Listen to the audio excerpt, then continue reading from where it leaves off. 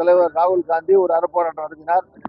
அவரை கைது செய்தது, அதில் கலந்து கொண்ட சகோதரி பிரியங்கா காந்தி அவர்களை கைது செய்தது, அவரை எல்லாம் கட்டாயப்படுத்தி வலுக்கட்டாயமத்துக்கு வேனில் போட்டுலாம் கொண்டு ஒரு எதிர்கட்சியை வந்து பார்க்காம ஜஸ்ட் லைக் தேட் நடத்தியது வந்து அன்டெமோக்ராட்டிக்.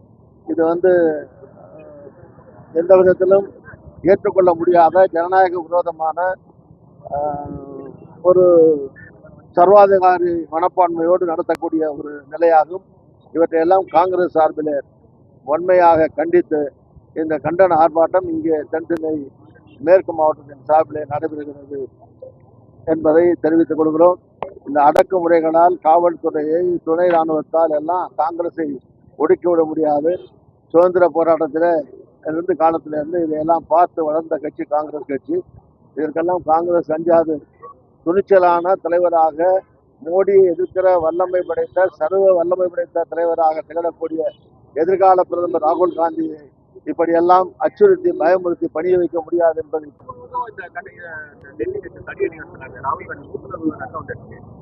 நாடு முழுவதும் கண்டன தலைவர்கள்லாம் வந்து கண்டனம் தெரிவிச்சிருக்காங்க. கூட்டணியில் இருக்கக்கூடிய முதலமைச்சர் அதை பத்தி எதுவுமே வெளிப்படுத்த இன்னைக்கு வந்து கண்டிச்சு அறிக்கை கொடுத்திருக்காரு. ஏற்கனவே கண்டிச்சு கொடுத்திருக்காரு. எல்லா தலைவர்களுமே, கூட்டணி இருக்கிற எல்லா தலைவர்களும் கொடுத்திருக்காங்க. முதலமைச்சராக இருக்கிற, தவேகா தலைவராக இருக்கிற திரு மாண்புமிகு விஜய் அவர்கள் உட்பட எல்லா தலைவர்களுமே கண்டித்திருக்கிறார்கள். நாடு முழுவதும் காங்கிரஸ் தொண்டர்களும் கொதித்தெழுந்து போராடி கொண்டிருக்கிறார்கள். இந்த போராட்டத்தை காங்கிரஸ் முன்னெடுத்துட்டு இருக்கு. நீதிக்கு எதிரான போராட்டம். கடந்த ஆட்சியில திமுக வந்து தீர்மானங்கள் நிறைவேற்ற அளவுக்கு போச்சு. அதுக்கான தனியார் விசாரணை கமிஷன் எல்லாம் போட்டுருக்காங்க.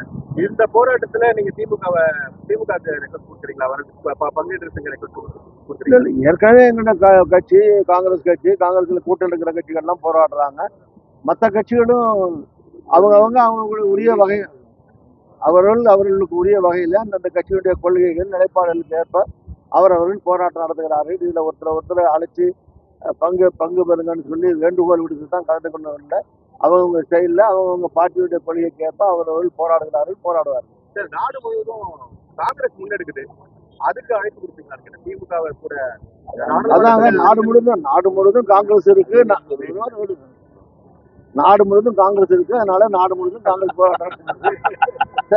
சில கட்சிகள் எங்கெங்க இருக்காங்களோ அந்தந்த மாநிலங்கள்ல அவங்க போராட்டம் நடத்துவாங்க. எல்லாரும் நாடு முழுவதும் போராட்டம் பண்ண முடியுமா? நாடு முழுவதும் இருக்கிற கட்சி தானே நாடு முழுவதும் போராடலாம். காங்கிரஸ் நாடு முழுவதும் இருக்கு, போராடுறது. திமுக போன்ற மாநில கட்சிகள் அந்த மாநிலங்கள்ல போராடுறாங்க. நாடாளுமன்றத்தில் அதிக அளவு தமிழ்நாட்டை பொறுத்த வரைக்கும் திமுக தான் நாடாளுமன்றத்தில் அதிக உறுப்பினர் இருக்காங்க. அவங்களோட வச்சு நாடாளுமன்றத்துல நீங்க குரல் எழுப்பும் பட்சத்துல அதுக்கான தீர்வுகள் கிடைக்கிறது. நாடாளுமன்றத்துல காங்கிரஸ் தான் கூட, திமுக வந்து அடுத்துதான் இருக்காங்க. காங்கிரஸ்ல இருந்து ஆளுங்கட்சிக்கு அடுத்தபடியா எதிர்கட்சியில 100 எம்பிக்களோட இருக்கிற பெரிய கட்சி, பிரதான எதிர்கட்சி, அங்கீகரிக்கப்பட்ட எதிர்கட்சி காங்கிரஸ் கட்சி தானே. அதனால காங்கிரஸ் கட்சி முன்னே எடுத்து செல்கிற போராட்டத்தை மற்ற கட்சிகள் இஷ்டப்படுறவங்க எல்லாம் பின்தொடர்ந்து போராட்டத்தில் கலந்து கொள்வார்கள்.